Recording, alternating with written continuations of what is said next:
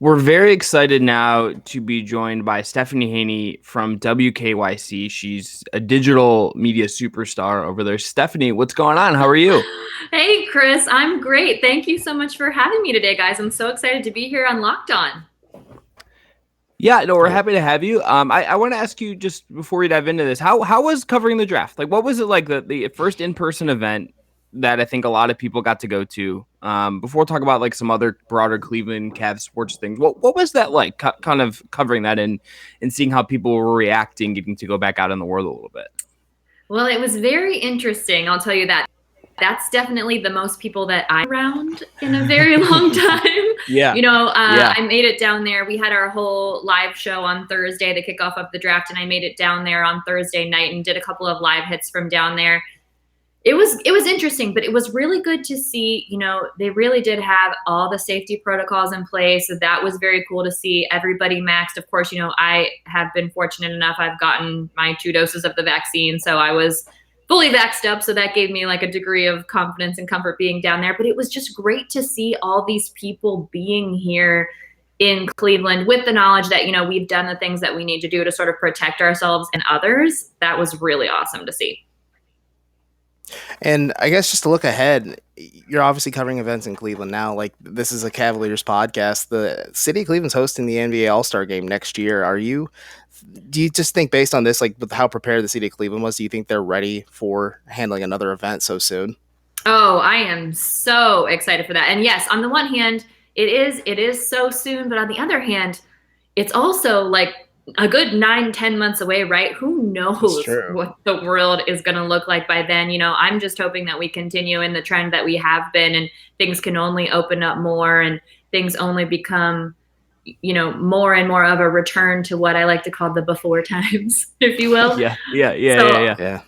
I'm optimistic for that, and I do hope that we see a bigger, better, even more extravagant, even larger highlight on our city, because we really did it up. We really did do it well for the limitations that we had for the NFL draft, and I really foresee even bigger, better things for the NBA All-Star Game, and I cannot wait to cover that. Yeah, I hope that weekend. It's like middle of winter in Cleveland, so like we're running the risk of weather that people like spend a lot of time like tweeting about how cold it is. But like I'm hoping that it's since people can walk around, like hopefully more everything with the restaurants will be fully open, and like people can we can play at that side of the city in a good way, because I think that would be like a really positive thing. And just like seeing people from out of town, which it was kind of nuts to me how many people it seemed like came from out of town for the draft, just considering how things still sort of are. It seemed like everyone that like talked to local media, whether it was WKYC or elsewhere, was like very into the city. And like that's all. Like, it doesn't always matter. Like, we obviously know it's very good, but it also just sometimes the outside validation, I think, in people realizing, oh, Cleveland's like not the joke that it sort of gets out made to be. It's kind of a nice kind of moment in a lot of ways, I think. Absolutely. And, as someone, I spent 7 years living in Los Angeles. I was in New York for about 3 years before coming back home to Cleveland. I'm from Canton originally, 330. Mm-hmm. Very proud to represent. And coming back here from those places, Cleveland is such a gem. The access to things that we have here, we have the comforts of a downtown lifestyle. We have a beautiful waterfront. We have incredible green spaces, the metro parks. You don't have that with such easy access in these major cities. You don't have the headache of the crazy traffic sitting on the parking lot that is the 405 in LA. It's really great, and it's good to bring people in and let them see that firsthand, because it is easy to just dismiss Cleveland, but I've been around, and it's great, and I'm glad that people see that when they come here. Yeah. Are you telling your friends all that as well from New York and Los Angeles and everything, saying like Cleveland really is a gem? Like, are you doing the Lord's work for us out and about in the world? Listen, I am quite the ambassador for the CLE. I can promise you that. And as soon as things open up, I've got people coming in. I'm bringing in the tourism here too from LA and New York and Maryland and all those other places. And I actually have an Atlantean, I don't know how you would say that, coming here in a couple of weeks. So yes, I'm doing the footwork for sure. So at WKYC, you're hosting 3 News Now, 3 Things to Know. Before you talk a little bit about, if anyone doesn't know what those shows are, how do you feel like sports fits in with the broader Cleveland story? Like, obviously, there's tons of things going on. The mayor race is kicking off right now, which is going to be insane by the amount of candidates that are seemingly involved. But how do sports fit into the broader understanding of Cleveland as it exists sort of right now? Well, it's just such a unifying force for all of us, because Cleveland has a lot of different people here, a lot of diversity, which is one of the other things about it that is so great. But it's something that everybody sort of rallies around. Everybody loves the Browns. Everybody's following what's going on with the Cavs. There's a lot of attention on the Tribe right now. It's something that we can all sort of come together on.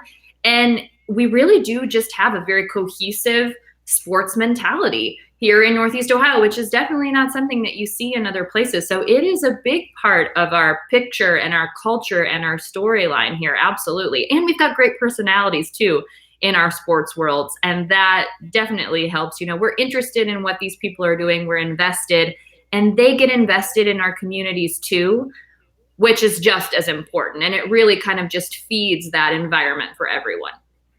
Yeah, you touched on that a little bit, and actually, I wanted to ask you about that more, especially with the Cavs, since, like I said, this is a Cavs podcast. Like JB Bickerstaff and Kobe Altman are big proponents of being involved in the Black and African American communities. Like, how, in your eyes at least, how huge is that to see from just like professional organizations to care that much about ethics and civil rights in the local Cleveland and the greater United States?